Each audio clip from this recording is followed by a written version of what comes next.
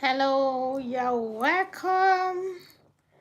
Welcome to our live session on my wholesome family series.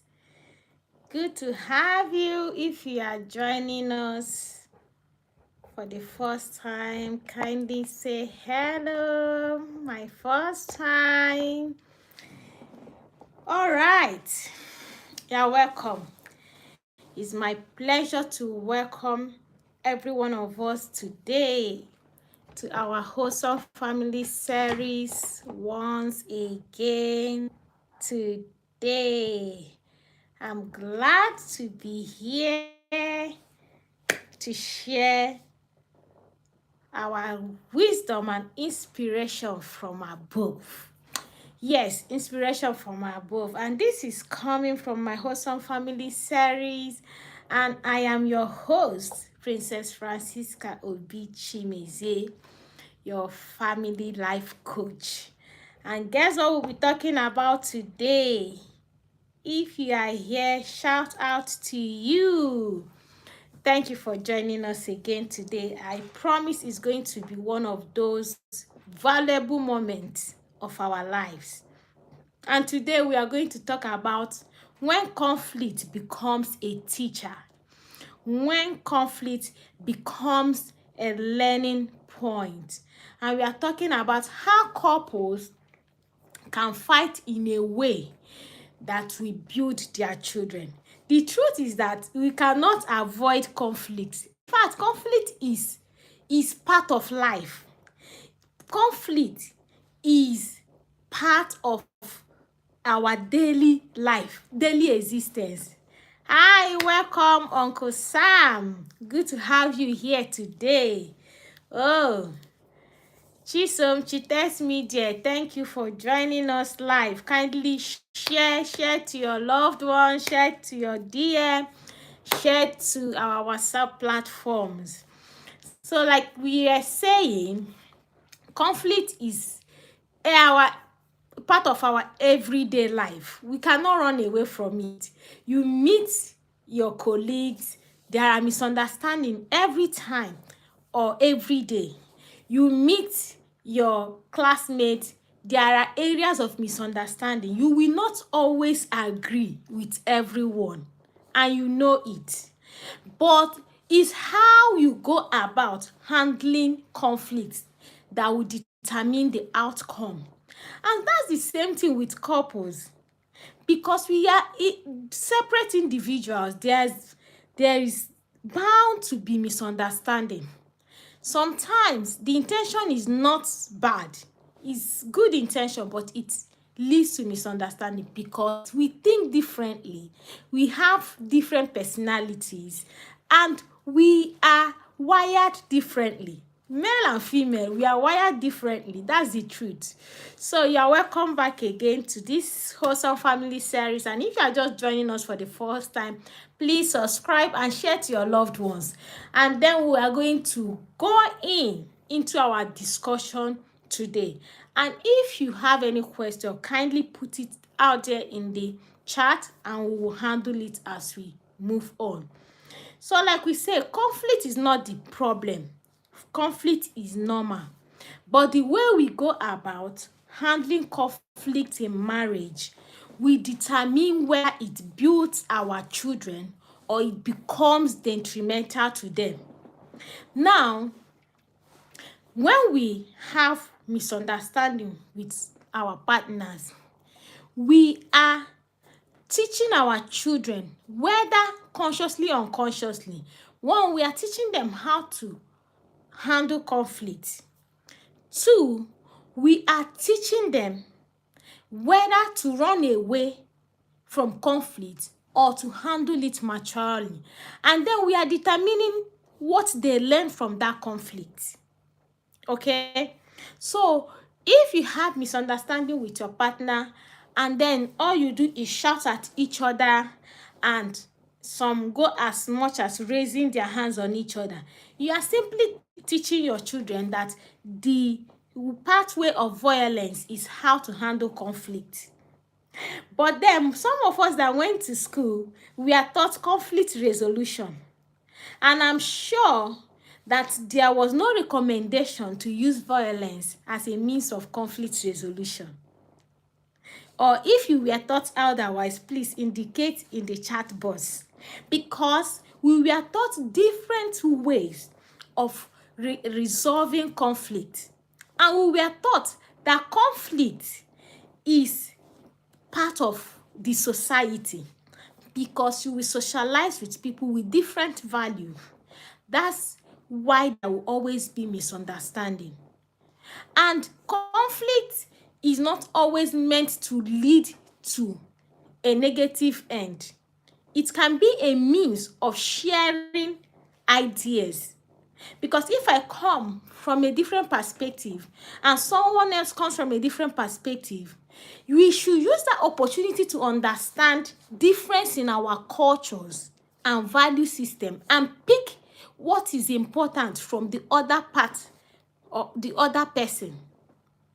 So, when we have conflict at home, how do we resolve it? How do we handle it? We need to live in that consciousness that the conflict is not about you and your partner.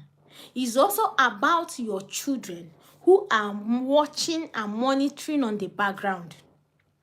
I usually tell us, if you have given birth to children, maybe say 2, watch how the older one will be addressing the younger one when they have misunderstanding. You will see that child will copy exactly the way you used to talk to them. And that is mentorship. So in conflict resolution, you are mentoring your children on how to address conflict, whether in their own marriage or in their association with their peers. Then we are also teaching these children how to process circumstances and situations, whether they are going to be calm, whether they are going to handle it intelligibly, utilizing emotional intelligence, or they are going to blow out of proportion, shout on top of everyone, kick, punch, or run away from it. If you are the kind of parent who avoids conflict, your children will be children who will grow up avoiding conflict. But avoiding conflict does not resolve conflict, does it? No, it doesn't. Rather, it builds up, and over time, you see people go out of their way, like escalate, and you'll be wondering where it's coming from, without realizing that this is misunderstanding, grudges, conflict that has built up over time, that we are not well handled. So in this series, we'll be talking about different aspects of conflict resolutions that we are found in our homes and how they affect our children. So in the first section, we'll be talking about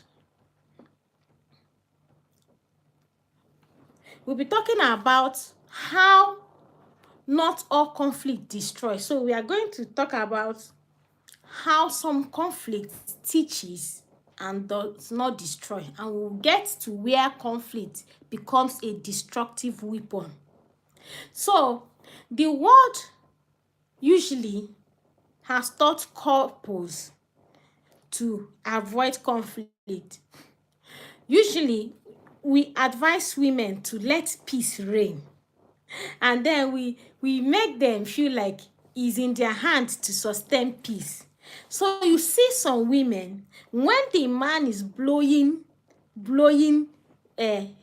anger and is escalating, the woman is shrinking, trying to hide, trying to keep away from the wrath of the man.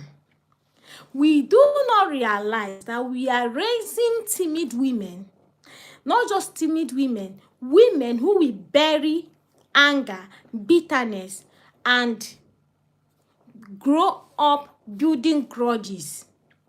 And that's where you will see women rising up to develop what we call emotionally related physical illness. So sometimes you see people developing ulcer, high blood pressure. We call it psychosomatic syndrome.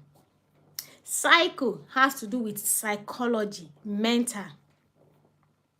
So you see women or some men, because of course sometimes you see where the woman is the aggressive troublemaker one, while the man is the quiet one. So when you have a couple, that's psychosomatic syndrome, Uncle Sammy. So when you have couples where one is dominantly aggressive and overbearing, and then the other one is the quiet one, the one that wants to maintain peace at all times, the one that wants to avoid violence and the trouble of the other person. Watch that one that is always avoidance, the one that is always keeping away from trouble, not trying to talk about it so that he will not be angry or he will not hit me. You will see most of these women end up suffering psychosomatic problems like ulcer, like high blood pressure, like anxiety. You see them suffering emotional distress. And some of them will bury it so much that you will not even know what they are going through. But most times, they die younger than they are supposed to. So they don't live up to maximize their life, their health, and their potentials because they've been baggaging, covering up, and shielding themselves away from expressing their emotions or talking about conflict. So they are the ones that avoid trouble. But in that avoidance of trouble, they are building up trouble for themselves. So we should not be teaching women. I know why I am emphasizing on women. Because we have our elderly women teaching the younger women, let peace reign. Of course, peace has to reign does not mean you should not talk about things you are not okay with in marriage. Because it's not just about you, it's also about your children who are watching the way you are handling conflict. So if you are the one that does not talk about it because you don't want trouble, your children will be watching you and they are learning from you. So they are learning how to avoid conflict by avoiding discussion around the center of conflict. Now, what you are doing is that you are raising children who will become victims, not just in your home, outside your home, because they are not able to confront or talk about situations around them because they don't want trouble. So in the workplace, they are the ones that their manager and even people they are supposed to manage, dominate, and manipulate, and even bully, and they are not able to say anything because they want peace to reign. In their classes, they are those ones that their classmates will be shouting on top of their head and they will not say anything because they want peace to reign. They are the ones that will be bullied and they will not talk about it because they don't want the person bullying them to hear that they reported to the teacher and increase their punishment. I hope you're understanding this. So when we do things at home, we should look beyond us. Go and see the impact in our children. And when they grow up and marry, it's the same thing. They will avoid talking about or resolving conflict in an amicable way or discussion or dialogue way. You can dialogue your way through solution, peaceful dialogue. You can talk about things you are not comfortable with so that the people you are working with knows this is her standard. She's not comfortable with what you are doing. You are not being aggressive. You are not agitated. You are not fighting with anyone, but you're able to voice out. You're able to speak your mind. People are able to know what you stand for. But we need to build our children to come up to that point from home. So the way you handle conflict is the same way your children will learn to handle conflict wherever they are found. Even the Bible says, be angry but sin not. So it's okay not to be happy about things that you are not comfortable with. You cannot be all man pleasers. No. That's hypocritical. You will shortchange yourself and you will live below your expectation and your potentials. Because there's not how you will please everyone. If your life is pleasant to everyone, there is something about you are not living, you are not optimizing. Because there's no how you will please everybody.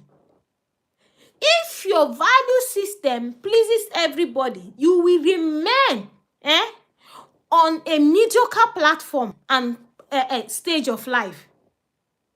Until you raise your standard, there are men who you are not meant to be pleasing, that you are pleasing because you want peace at all costs, even to the cost of your value system and potentials. So when in a marriage, in a family, you have things you are not comfortable with, but you are not going to talk about it because you want everybody to be happy about you. You want peace to reign, to the detriment of your own of your happiness. You are teaching your children too to trade peace for their own happiness. So you need to come to a level to accept this is not acceptable. It doesn't meet my standard. It doesn't meet my value system. It is against my conscience. But talk about it in an amicable way. When you're able to share your displeasure over things you are not happy about, even your partner, your colleagues will understand, yes, you are standing for something, and they will respect that. You're not fighting anybody. You are not. You're only establishing your stand. And that is what you should also teach your children. Because when you help your children understand that they can speak out for themselves, they can emphasize and stand on their value system wherever they are able to withstand peer pressures. Outside not being traded upon or bullied, they are able to withstand peer pressures. They are able to say no to any pressure or any prompting that is contrary to their value system. They are able to say no to negative influences. But when they have learned to give up, to give in, and to allow everyone's choices to override their own standard and their value system, it means when they are being enticed or a proposal to compromise their standard is brought forth, they will embrace it because they have nothing to fight for. You have not taught them to fight for something. You have not taught them to stand firmly on their belief, to defend their value system. Just because of, remember where we are coming from. So sometimes we do things, we are not seeing the future.